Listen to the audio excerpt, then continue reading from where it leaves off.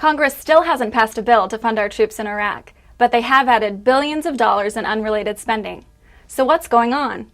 I'm Rachel Oliphant, and this is Heritage in Focus.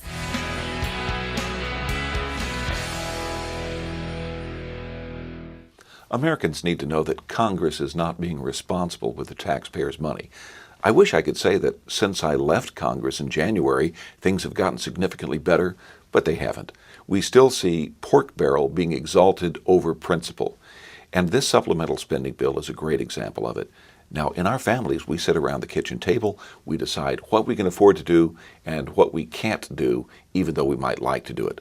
Congress isn't making those priority decisions. And piggybacking on the supplemental with $20 billion of extra spending is just a way that they can add an extra $20 billion to the budget. And what is this for?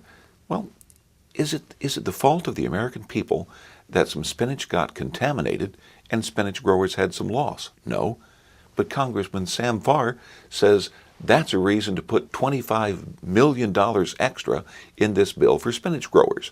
This is part of the process of buying votes from members of Congress who normally wouldn't vote for this bill because what it does on threatening a pullout date when our troops would have to be out of Iraq. Normally, members wouldn't vote to undercut the troops that way.